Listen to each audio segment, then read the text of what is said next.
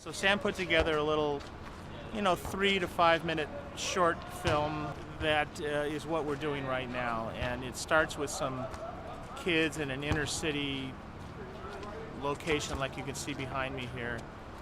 And they're just playing around with a soccer ball, and they're all pretty good soccer players. And through a little fantasy storyline and a little addition of little visual effects, they end up in a World Cup soccer game. So, we're starting out at night with a really kind of raw, gritty kind of feel. And it evolves from that into a full high-key, high-sun, daylight soccer game with a lot of bright, saturated color. So the basic idea of World Cup is to be able to go everything from shooting the sun to the moon to very dark situations where you're trying to get everything you can out of the camera, all the way up to off-the-chart clipped to see if we could hold that in the same range. Because we're really, really interested in the dynamic range of this camera, which is amazing. It's better than anything I've seen in the market yet. We are setting up a Lico up above us here, which will be for the World Cup Stadium opening and the sunlight coming through. So what's happening here is that we're going to overlight our characters by maybe 8 stops in pure black so that we go from really dark light to really bright light, sunlight, and see how the camera holds up.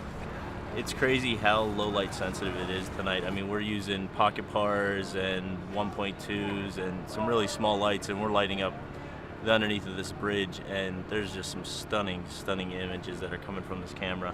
And when you have a tool like that, it helps production on so many levels and also storytelling.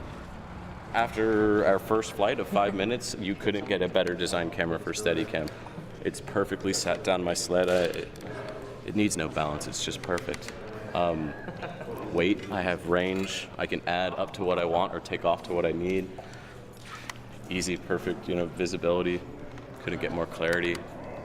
Easy controls. Anything that I would need to do as the operator really quick right there. The dump sign is so easily accessible. Couldn't ask for a better camera. The Alexa, it's like a new girlfriend.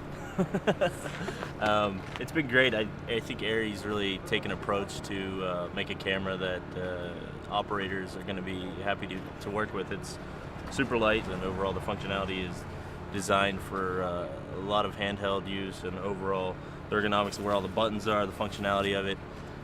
I think they've hit a home run. Yeah, the handheld is wonderful. It fits on your shoulder. The eyepiece, even in its sort of prototype form, is comfortable and easily adjusted. And so, a short hand grip on the right, it just sits on your shoulder. The eyepiece seems incredibly high quality to me. It has a beautiful sharp image. When you focus it, it snaps right into focus. It seems to have little to no frame lag. So we were chasing a soccer ball around, and I felt it was really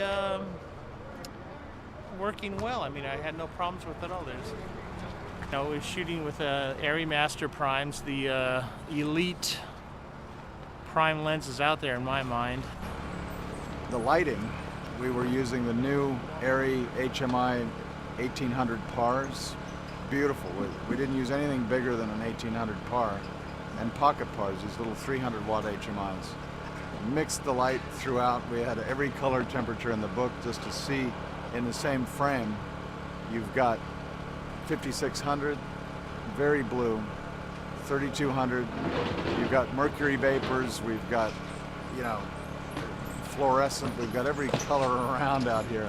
You can see it in the frame. It holds up throughout. So the full color spectrum, the colorimetry of this chip holds all the colors. Color balance is enormous, and I think we'll be able to get amazing detail out of the shadows. We'll be able to hold the highlights, and we'll be able to get every color that we could see here with our eyes, and a lot that we couldn't see. This camera clearly sees beyond what you can see with your eye.